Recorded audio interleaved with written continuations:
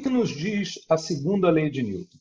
A segunda lei de Newton basicamente nos fala o seguinte: quando uma força resultante não nula agir sobre um objeto, esse objeto vai sofrer uma aceleração. E essa aceleração vai ser diretamente proporcional à força resultante e inversamente proporcional à massa do meu objeto, desse objeto que está sofrendo a ação da força resultante. Mais sinteticamente, eu posso escrever a lei de Newton desse jeito. Então, a aceleração é diretamente proporcional à força resultante e inversamente proporcional à massa do objeto. Ou seja, para um valor, para uma certa força resultante constante, tá? Digamos que eu aplique força em dois objetos de massa diferente. Tá? Uma força de módulo de 10 newtons apontando ao longo de alguma linha. Tá? O que vai acontecer é que o corpo que tiver maior massa vai adquirir uma aceleração menor. Um corpo com menor massa vai adquirir uma aceleração maior. Essa equação é uma equação vetorial. Então, a aceleração é um vetor e a força é um vetor, massa é um escalar. Tá? E o que ela faz? Ela quantifica como é que o movimento de translação de um corpo muda conforme ele interage com tudo que cerca esse corpo. Tá? Basicamente, é uma relação quantitativa que nos permite prever determinadas coisas. Okay? Nota que da própria equação, se a força resultante for igual a zero, a aceleração é zero. Ou seja, esse corpo só vai acelerar ou desacelerar, tanto faz, né? Só vai ter uma aceleração enquanto houver uma força resultante não nula agindo sobre ele. No momento em que a força resultante passa a ser nula, o corpo para de sofrer aceleração. Tá? E a gente pode reescrever, então, a segunda lei numa forma que é um pouco mais popular, né? Que a força resultante é massa vezes aceleração. E aceleração, a gente lembra lá das definições básicas. É derivada da velocidade em relação ao tempo. Então, sempre posso escrever a força resultante como m vezes dv dt. Ok? Vamos olhar o que isso quer dizer.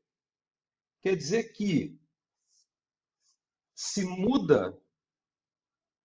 o corpo tem uma aceleração, muda o movimento dele, também muda a velocidade, vetorialmente. Ela pode mudar, né, tanto em módulo, quanto em direção, quanto em sentido, ou os três ao mesmo tempo. Tá? Ou os três ao mesmo tempo. Não tem problema, pode mudar os três ao mesmo tempo.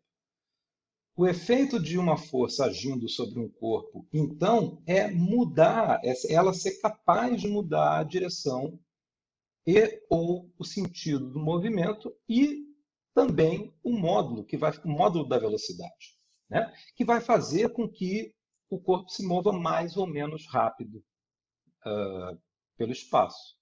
Ok? Sobre a força resultante, né, nós já vimos no vídeo anterior, né, como é que a gente trata duas forças agindo sobre um corpo, a gente soma vetorialmente, e essa força é massa vezes aceleração.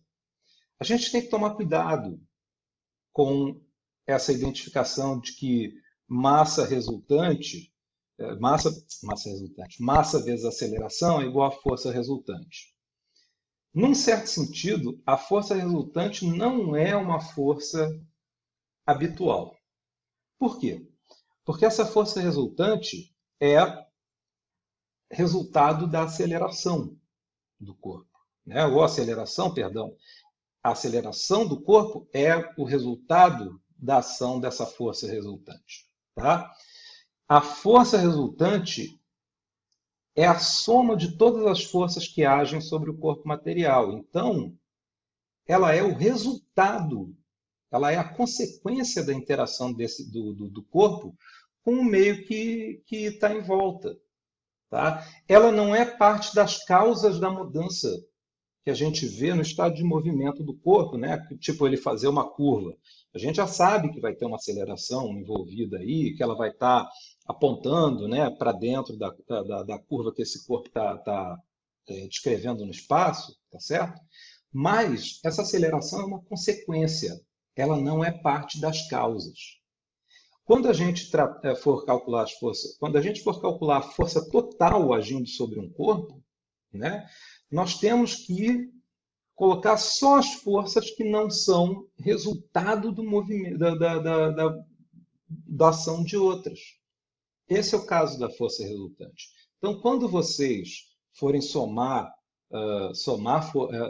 vetores, né, nunca vocês devem incluir o vetor força resultante na soma de todas as forças agindo sobre o corpo, porque ela não é uma interação do corpo com o meio que o cerca.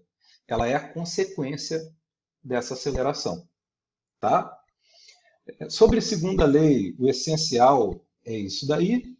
E agora que a gente já viu a segunda lei, a gente vai voltar para a primeira lei e ver algumas outras consequências da primeira lei, já tendo em mente, né, tudo que a gente viu sobre a segunda lei.